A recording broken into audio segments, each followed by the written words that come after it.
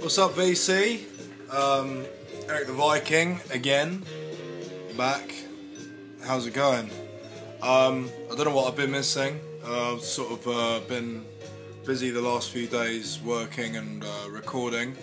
I've got some pretty cool news about music actually. I'm kind of working on an album at the moment with a friend who I met fairly recently, who owns a label.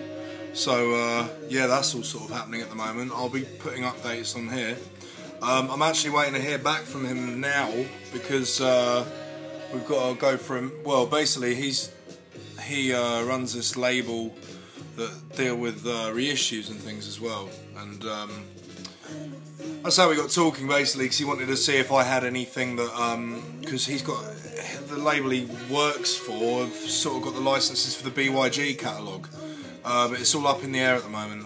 Probably shouldn't say too much, but yeah, we're meant to be meeting up with I don't know if I should say actually. We're meant to be meeting up with two guys from Demon Fuzz, who I talk to quite a lot anyway. Basically, their second album that came out that I think I've mentioned, but I will mention in another video, was a sort of self-release thing, very hard to find. Anyway, I've got one on vinyl, and we're going to try and do a reissue of it on this label, so fingers crossed about that. And again, if any of you are interested in that, I'll keep you posted. I don't know how much I should say, but yeah, we're meant to be going to meet them tonight. Fingers crossed. So yeah, just a short one today really, of a few nice bits I've picked up recently. Nothing amazing. Well, there is a couple of nice ones in here. I haven't really bought much recently because I haven't had any money. I've just been struggling with taxes and that sort of thing. I'm waiting to get a tax rebate at the moment because I got emergency tax, but hey, that's a whole other story. So yeah, I've got a few nice ones here. Now this one I got last week on eBay. It was buy it now. It was $20. And this is, I'll take out the sleeve, it's an original Brazilian Tom Z single. Now, I didn't even know this existed. It's got the track La Vema Onda from his self-titled 1970 album, which for me is the best track on there. Quite unusual because this single plays at 33 RPM as well, instead of 45. I'm going to stick this track on because it's very good. Like I say, I haven't really seen any other copies of this single, so I don't know if you guys know just how rare it is, or if I got a bargain, or if that's what it's worth. It'd be nice to know. This is an awesome track. This is La Vema Onda. It's got the original company sleeve and everything. And this seller put a plastic sleeve inside to protect it. So, I mean, you know, this is typical Tom Z, quite offbeat and odd time signatures, odd chord changes, very cool. This is actually the first track of his that I actually heard, actually. I mean, like I say, I know that this album, which I say is self-titled from 1970, this album has sold for $300 or so before, so it's a pretty rare album. It's awesome. Yeah. That's it for singles at the moment, I think.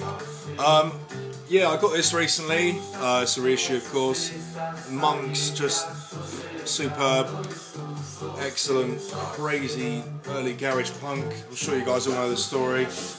Quite a nice reissue because it replicates the original German Polydor label. Of course, the Polydor pressing, the original, goes for a small fortune now. This is a, I don't think it's an official reissue, from the 90s probably. I mean, basically the story with these guys is they weren't monks, they were American GIs stationed in Germany, and they made this album and released it in Germany. And of course no one bought it, and it's now a very legendary album. Another one which I'm pleased to get, I basically have just got an entire collection of jazz records, mostly of which I'm selling, but there's a few bits in there that I want, and this was one of them. Marc Murphy's Stolen Moment. It's nice to get one of these. Really cool album. Like most people, I heard it because of the track Sly on it, which is a cover of Herbie Hancock's Slide from Headhunters with lyrics. It's on the Muse label. Awesome album. Really funky. 1978. And you know, it's not that hard to find, but again, it's not that easy to find. This one I haven't played yet, just picked this up recently, Mystic Moods Awakening. I know quite a lot of their stuff. Awesome cover, got this pretty cheap. It's an original American, nice green label, Warner Brothers pressing there. So I've yet to hear this. I've heard Cosmic Sea, it's the most well-known track on here. I mean, that's a killer track, so I'm pretty sure this album will be good. Another really nice one, another artist who I don't have much of his stuff, but I'm a big fan, is George Duke. Being a big Zappa fan, that was pretty much how I discovered Duke, but some of his 70s solo stuff is just superb. This is the Aura Will Prevail, American pressing on BASF. As you can see, it's in nice shapes, it's still in the shrink. Awesome. You often forget that this was a label. Obviously, it was one of the most famous tape manufacturers. Yeah, this is an awesome album. Actually, I will put a track on. One sec. So that's Tom Z. I will put on For Love. A really nice track. George has got a great voice as well, which I think often gets forgotten about. MF Doom sampled this, which I'm sure you know. This is actually the first George Duke album from this period that I've got. Like I say, they don't turn up much over here, but they're all really good. So that's that. And he gives a thank you to Zappa on there. There's one of Zappa's songs, two Zappa songs on here. Uncle Remus, which he co-wrote with Duke, and A Kid in His Half. Sorry, excuse me. Awesome voice, man. Love this stuff. Brilliant. Yeah, anyway. Okay, now time for a little rant now. Now, I'm sure if you guys watched my Brazilian video, you'll know that I was moaning about the Arthur Verocai album, the way that the reissue has been dealt with in terms of the sound being absolute shit. Now, I saw that this came out. This is the new reissue on Kindred Spirits, which are a Dutch label, specialise in a lot of funk and stuff like that. Now, I saw this and I thought, oh man, they made more effort with the sleeve. They've replicated the original gatefold, which was what made me get it really. And the inner sleeve has got some nice photos too. Now, when it says remastered from original tapes, so I thought, well, this must be as it was, as the original mixes. It's good, I'm sure I'm going to be happy with this. It's not going to be like the Love and Hate pressing. I was wrong. It is exactly the same, and I'm very disappointed. I don't understand why this album, which is a masterpiece, has been, the sound is just, I mean, it says it's been sourced from the original tapes. Maybe that's what they have left of the tapes. Maybe the original stereo tapes are missing, because this is pretty much a mono mix, apart from the track Karina. But listening to this, all they've done is turned it up a bit. It's just a little bit louder than the Love and Hate pressing.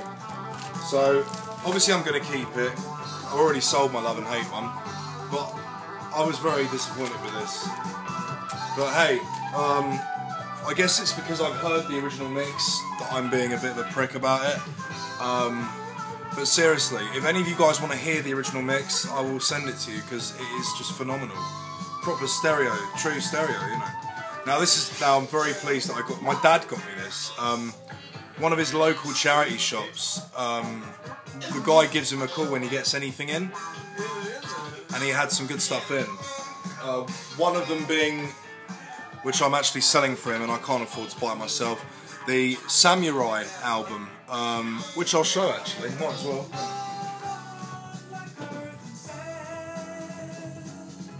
Yeah, now obviously, you know, my dad probably wouldn't mind if I did want this, but I'd rather see him make some money out of it. Now this is an original, and I only heard this album for the first time. I'll put it on eBay for him and everything, if you guys want to have a look. Yeah, it's awesome. It's the first time I'd heard it. I mean, this was originally the band Webb. Now I was familiar with Webb's I Spider album, which is also awesome. But this is another thing altogether. I think this is a lot better. It's really jazzy. It's got a prog element.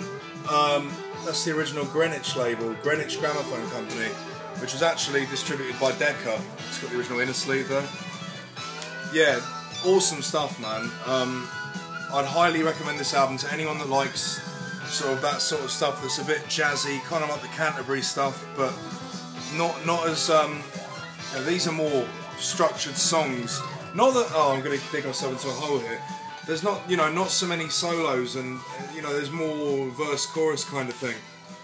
The track that really stands out on here for me is Maudie James, which I had on at the beginning of this video in the background. I've just listened to it about 30 times in the past few days, that track. But this album is awesome. So, you know, I did say to Dad, it's a really good album, and he said, oh, you don't want it, do you? You know, blah, blah, blah. But basically, I'm going to pick up a reissue for myself. I mean, it's in nice shape, as you can see. This was from a charity shop. That was £10. It does sell for about 300, so we're going to see how much we make on it.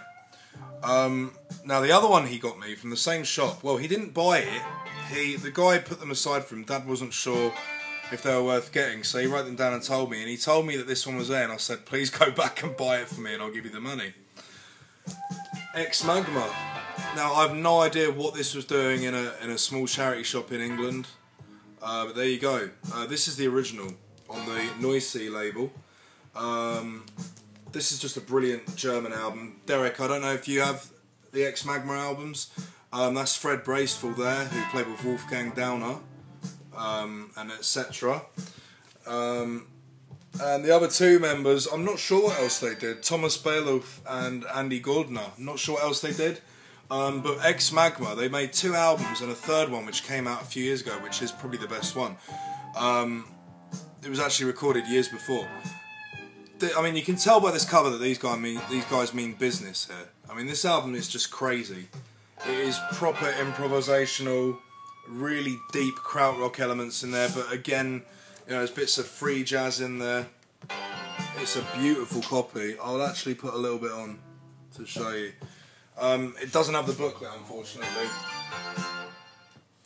But, you know, the guy in the charity shop, I mean, obviously, he does know some of his stuff. I mean, obviously, to put £10 on the Samurai album, he doesn't know all of his stuff. Well, he knew what the album was, the Samurai one, but he said to my dad he didn't think it was an original. My dad wasn't sure, so he sent me over photos, and I said, yeah, get it. So, but this, you know, I mean, he had £30 on this Exmagma one, which for me is worth it anyway, because you're never going to find one over here.